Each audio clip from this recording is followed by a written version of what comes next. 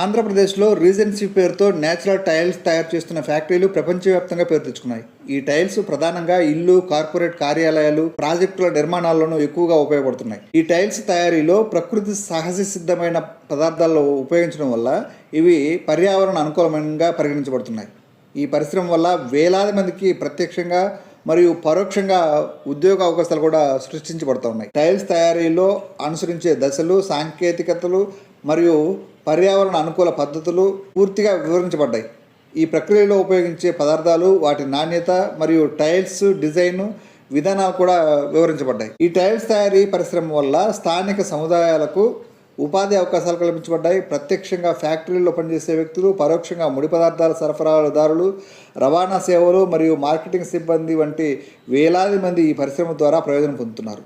ఈ పరిశ్రమ ఆర్థిక వ్యవస్థకు మరియు సామాజిక అభివృద్ధికి ముఖ్యమైన కాంతిపుంజంగా నిలుస్తోంది. పరిశ్రమ ఇటీవల కాలంలో గణనీయంగా ప్రగతి సాధించింది. ఈ పరిశ్రమ ప్రపంచవ్యాప్తంగా ఎగుమతి చేయబడుతున్న టైల్స్ ద్వారా ఆంధ్రప్రదేశ్ను ప్రపంచ మ్యాప్లో ఉన్నత స్థానంలో నిలిపింది. టైల్స్లో ప్రధానంగా ఇల్లు, కార్పొరేట్ కార్యాలయాలు, హోటళ్లు, మల్టీ స్టోరేజ్ భవనాలు మరియు ఇతర వాణిజ్య ప్రాజెక్టుల నిర్మాణాలలో ఎక్కువగా ఉపయోగపడుతున్నాయి. ఈ టైల్స్ తయారీలో ప్రకృతి సహజమైన పదార్థాలు ఉపయోగించడం వల్ల ఇవి పర్యావరణ అనుకూలంగా పరిగణించబడుతున్నాయి. ఈ పరిశ్రమ వల్ల వేలాది మందికి ప్రత్యక్షంగానూ పరోక్షంగానూ ఉద్యోగ అవకాశాలు కల్పించబడ్డాయి. ముఖ్యంగా ముడి పదార్థాల సేకరణ ఈ టైల్స్లో తయారీ విధానంలో ప్రధానంగా ప్రకృతి సహజసిద్ధమైన పదార్థాలు ఉపయోగించబడ్డాయి. ఇందులో మట్టి, రాయి, ఇసుక మరియు ఇతర ఖనిజాలు ఉంటాయి. ఈ పదార్థాలు స్థానికంగా సేకరించబడతాయి. ఇవి స్థానిక ఆర్థిక వ్యవస్థకు మద్దతునిస్తాయి అన్నమాట.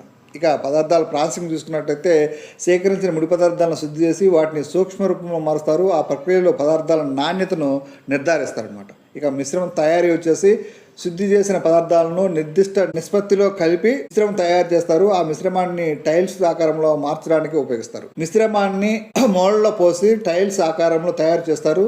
తర్వాత ఆ టైల్స్ను ఎండలో లేదా డ్రైయింగ్ ఛాంబర్లో ఎండబెట్టి గట్టిపడేలా చేస్తారనమాట. ఎండిన టైల్స్ ఫైరింగ్ ద్వారా గట్టిపరుస్తారు. ఈ ప్రక్రియలో టైల్స్ను అధిక ఉష్ణోగ్రతల వద్ద వేడి చేస్తారు. తద్వారా అవి మరింత గట్టిగా మరియు మన్నికైనవిగా మారుతాయి. తద్వారా టైల్స్ను పాలిష్ చేసి వాటిని ఉపరితలాలను మెరుగుపరిచేటట్టు చేస్తారనమాట. తయారైన టైల్స్ను కఠినమైన నాణ్యత నియంత్రణ ప్రక్రియ ద్వారా పరీక్షిస్తారు. ఈ పరీక్షల్లో టైల్స్ యొక్క బలము, సాంద్రత మరియు రంగు, స్థిరత్వం వంటి అంశాలు పరీక్షించబడతాయి.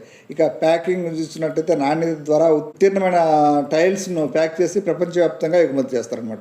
ఈ తయారీ పరిశ్రమ ద్వారా స్థానిక సముదాయాలకు ఉపాధి అవకాశాలు కల్పించబడ్డాయి. ప్రత్యక్షంగా ఫ్యాక్టరీల్లో పనిచేసే వ్యక్తులు, పరోక్షంగా ముడి పదార్థాల సరఫరాదారులు, రవాణా సేవలు మరియు మార్కెటింగ్ సిబ్బంది వంటి వేలాది మంది ఈ పరిశ్రమ ద్వారా ప్రయోజనం పొందుతున్నారు. ఈ పరిశ్రమ ఆర్థిక వ్యవస్థకు మరియు సామాజిక అభివృద్ధికి ముఖ్య కాంతిపుంజంగా నిలుస్తుంది. ఈ పరిశ్రమ వల్ల ప్రత్యక్ష వేలాది మందికి, పరోక్షంగా కూడా మరికొంతమందికి ఉపాధి అవకాశాలు కల్పించబడుతున్నాయి.